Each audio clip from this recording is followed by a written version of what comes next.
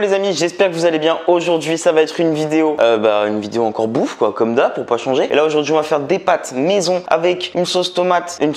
Ouais si, il y a de la sauce tomate et de la ricotta. Bref, c'est une recette un petit peu healthy. C'est surtout qu'on va faire des pâtes maison pour te montrer que c'est pas compliqué à faire, que tu peux les faire chez toi. Et voilà quoi, tu vas voir. Alors pour cette recette, bon déjà première chose, toast machine, celle-là. Celle-là, c'est une machine de merde. Enfin, une machine de merde. Par rapport à toutes les machines de pâtes qui existent, c'est une machine de merde. Elle vaut 15 €. Tu la trouves où tu veux. Moi, je l'ai pris à Jiffy. Voilà, petite information, c'est donné. Sinon, alors sur Amazon, enfin bref, tu trouveras, t'inquiète. Du coup, pour les pâtes, il va te falloir de la farine, du sel, de l'huile et un œuf. Et pour la sauce qui va avec, sauce tomate, ricotta, du lait, parmesan, farine, échalote, oignons et courgettes. C'est une recette un petit peu healthy parce qu'en ce moment je suis en régime, donc on va essayer de rester un peu correct. Bon, si t'as pas une machine à pétrir, tu vas devoir pétrir à la main. Moi j'ai une machine qui pétrit. Bah déjà, il y a un truc que j'ai pas à faire, tu vois. C'est tout simple, hein. Tu mélanges les 4 ingrédients que t'as là pour obtenir ta pâte finale. Donc il te faut 100 g de farine pour 2 personnes, tac, un peu de sel, une cuillère à café d'huile, hop, là il y en a un petit peu trop pour moi, donc je mets pas tout, un œuf. Et là, c'est une recette pour 2 personnes. Bah, maintenant, pour moi, ça va être assez simple, hein, t'as vu? Hop, tac. Oh, puis c'est compliqué. Bon, on se retrouve après parce que ça fait un bruit de bâtard. Ce que tu peux faire en attendant, toi ta gueule, yes, merci. Non mais parle trop, t'as vu? Tu peux éplucher ta courgette. Moi j'ai une droite, 2/3 d'une courgette. Si tu veux, tu peux prendre plus, moins, comme tu veux. Enfin bref, tu fais comme tu le sens. Allez, je remets à mélanger, j'épluche ça et on se retrouve dans 3 secondes. Bon, bah mes pâtes, ma pâte, sa pâte. Ça fait très bizarre à dire comme ça, ma pâte, ta pâte. Là, tu peux récupérer ta pâte. Hop. Maintenant que ta pâte elle est prête, tu peux prendre un petit peu de farine. Hop, tu le poses ici sur ta table. Normalement, il faudrait la filmer, la mettre proprement dans un film. Mais j'ai pas, donc pour éviter qu'elle colle à ma table, j'en fais une boule, hop, avec de la farine. De toute façon, quand tu vas la mettre dans ton rouleau à pâte, faut pas que ça colle trop. Donc sinon, tu feras pas grand chose. Là, j'en fais une petite pâte, hop, et tu la laisses reposer une demi-heure. Là, on va la laisser de côté. Et en attendant, je vais commencer à préparer mes courgettes. Alors, je nettoie un peu et on est bon. Bon, c'est nettoyé. Par contre, j'ai oublié de faire un truc. Dis Siri, mets une alarme dans 30 minutes. En attendant, du coup, tu prends ta mandoline et tu fais des tranches de courgettes. Bon, moi, je l'accompagne avec ça. T'es pas obligé de le faire avec ça. C'est pour accompagner mes pâtes. C'est une recette normalement healthy. Healthy, je sais pas, je vous dis comme tu veux frérot. En bref, dans tous les cas, c'est quelque chose de bon pour la santé. Bon, j'ai fini de ranger tout ça, ma pâte elle est en train de se reposer pour la suite de la recette. J'ai nettoyé toute ma merde, j'ai coupé mes courgettes. Donc maintenant, on va couper l'échalote et l'oignon. Pareil, là j'ai une petite échalote et un tiers d'oignon. Donc là pareil, tu fais pas chier, tu coupes en lamelles, hein, tranquille.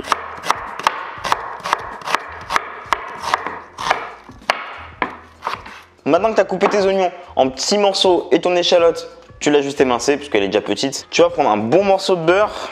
Donc, j'ai pas le grammage à peu près, mais en gros, là, on va faire une sorte de béchamel assez légère. Donc, tu prends un bon morceau de beurre parce qu'en général, il faut que ça soit équivalent à la dose de farine que je vais mettre. Mais comme les oignons vont en bouffer une partie, il faut que j'en mette un tout petit peu plus que prévu. Donc du coup dans la casserole pour l'instant on va faire revenir oignon échalote, après on rajoutera la farine, sel, poivre, muscade. Rien de complexe non plus, là on fait une sorte de béchamel en fait. Comme tu peux le voir, mes oignons ils ont bien commencé à revenir. Je prends ma petite farine là et c'est bon, on va la verser dedans tranquillement, voilà. Hop.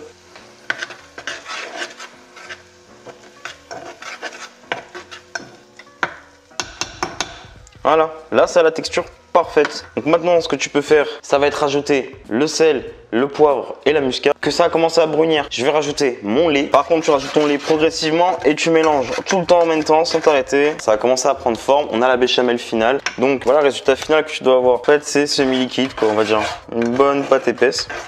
Voilà, ça fait une demi-heure. Tu prends ta pâte que tu as préparée du coup en amont. Tu vois, elle a pris une sacrée petite gueule maintenant. Tu vas la couper en 4. Ta boule, tu la prends, c'est simple, hein. Hop, hop. Il n'y a rien de complexe là-dedans. Là, tu la reformes, tu refais une petite boule, hop, tu la mets de côté. Et ainsi de suite, tu fais ça avec les 4 parties. Tu prends ta petite boule que tu as préparée en amont et tu la poses là en fait sur ton rouleau à pâte, on va dire. Je sais pas exactement le terme que ça, rouleau pour pâte, je sais pas. Enfin bref. Là, tu commences, si t'en as un du coup chez toi, tu commences avec le cran le plus grand. Voilà, rien de complexe. Tu mets après, quand elle est enclenchée dedans, tu mets ta main dessous pour la rattraper. Si ta pâte elle colle, c'est pas grave. Tu reprends un peu de farine, t'en mets un peu sur la table comme moi, un petit coup de chaque côté et c'est parti. Tu la remets du coup dans le rouleau. Là maintenant que j'ai fait le cran le plus grand, moi c'est des petites boules, hein, c'est des petites pâtes. Donc là, je vais vraiment direct descendre dans un cran un peu plus bas pour vraiment la transformer en pâte au fur et à mesure. Donc maintenant quand tu arrives au cran les plus bas, tu la passes 2 fois dedans, hop, tu redescends encore d'un cran.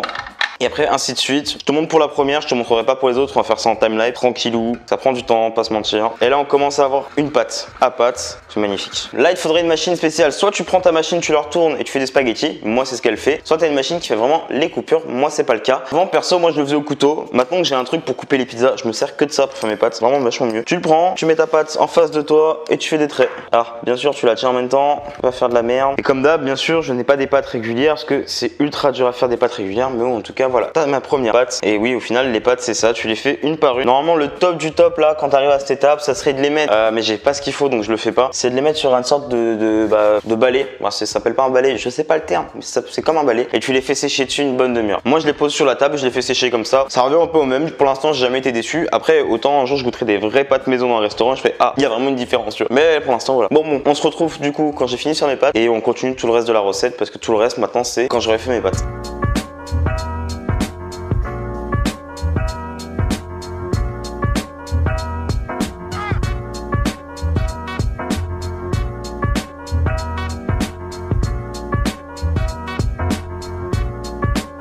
Comme tu peux le voir devant moi, toutes mes pâtes elles sont prêtes. T'as l'impression que ça fait pas beaucoup, mais en vrai c'est énorme. Et là normalement, moi j'aurais dû attendre que l'eau elle bout pour mettre les pâtes dedans. Je vais les mettre un petit peu avant. Quand ton eau, pour toi, parce que je suis en vidéo, faut que je range tout ça, je prépare tout, donc je peux pas tout faire en même temps malheureusement. Donc pour toi c'est simple. Normalement les pâtes maison c'est 2-3 minutes. Et petite info, au moins t'es tranquille, tu sais que c'est cuit. Quand les pâtes elles flottent, c'est que c'est cuit frérot. Ben voilà, tu te poses même pas la question. Et tu rajoutes tes courgettes à cuire avec quand t'arrives vraiment à la fin de la cuisson des pâtes. Bon je nettoie ça et on se retrouve dans 3 secondes là pour que je te montre la cuisson des pâtes. C'est important. Alors je sais pas si tu le vois bien d'ici, mes pâtes et mes courgettes, tu vois, regarde, elles sont cuites, ça tout commence à flotter. Tu stoppes la cuisson à l'eau froide parce que c'est des pâtes maison, là vraiment il faut stopper la cuisson. Je le répéterai pas 10 fois. Ma béchamel, elle est chaude. Hop, je me la réserve de côté. Assez simple. Tu prends ta ricotta, tu la mets un peu partout dans l'assiette. La béchamel, on va mélanger tranquille un plat. Ma sauce tomate elle est chaude maintenant, on va la parsemer un peu dessus. Franchement, moi je trouve que ça a l'air appétissant pour des pâtes maison, on va pas se mentir. Je valide à 100% cette recette. Je vais la goûter en direct avec toi poto. Je sens que ça va être bon. On va goûter du coup ce bon petit plat de pâtes maison. Putain c'est que c'est bon. De quoi accompagner tes pâtes maison que tu viens juste de faire. Une petite recette qu'on découvre tous les deux ensemble. La recette des pâtes maison elle est pas compliquée hein. Tu pars du principe que c'est 100 g de farine pour deux. Après il y a un œuf et le reste c'est un peu de sel, un peu d'huile. Enfin bref, t'as pas besoin vraiment de recette, tu le sais après. Donc voilà, j'espère que t'as kiffé cette vidéo. N'oublie pas de t'abonner, partager, commenter cette vidéo. Et du coup on se dit à la semaine prochaine.